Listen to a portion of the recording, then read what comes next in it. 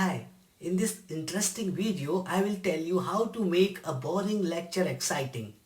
Before that, tell me how a fairy tale begins. Yes, once upon a time. We all remember this. But why we remember this? Because we love stories. Walter Fisher said, people do not love arguments. They want good stories. Is it possible to weave hard facts into a story? Sociolinguist William Labov said, if we associate facts with fiction, then it will be easier for us to remember. It simply increases our memory span. Now consider this.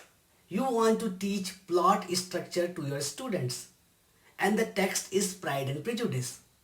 The difficulty level is twofold.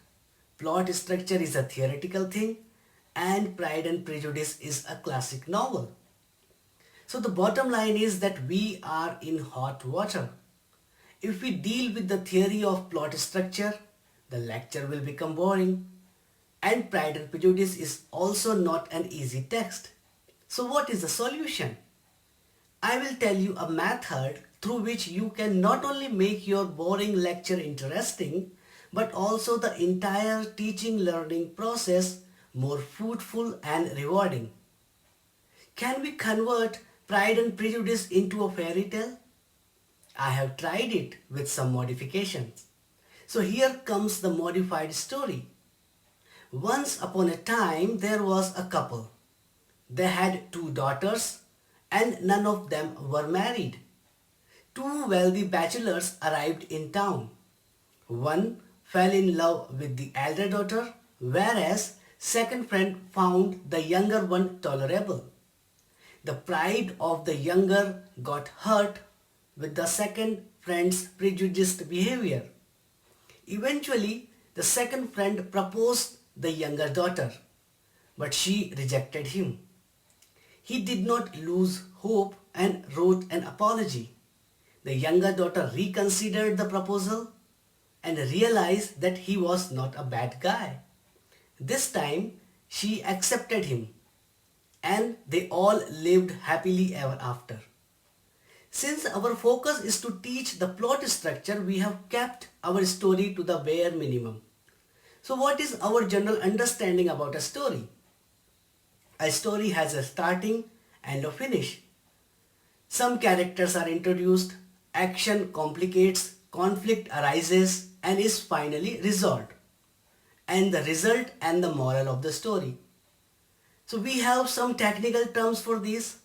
Abstract is how the story begins. Our story begins with once upon a time there was a couple.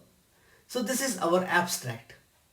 Then knowledge about characters and their goals. This is known as orientation. Some defined it as exposition. In our story, they had two daughters and none of them married. And two wealthy bachelors arrived in town. And one fell in love with the eldest daughter. By the way, in the actual story, there were 5 daughters. Now, complicating action. In our story, the second friend found the younger daughter tolerable. And the pride of the younger daughter got hurt with the prejudiced behavior. And eventually, the second friend proposed the younger daughter, but she rejected him. The complicating action is also known as rising action. Now, climax. When the tension reaches to the peak. In our story, the second friend did not lose hope and wrote an apology. Then the falling action. The younger daughter reconsidered the proposal. Next, resolution, which is also known as denouement. In our story, the younger daughter realized that he was not a bad guy, and this time she accepted his proposal. So the conflicts are finally resolved. Now evolution tells us about the result. In our story, they all lived happily ever after. Finally, the coda, that is the moral of the story. We get a communication solution from this story. Never lose hope.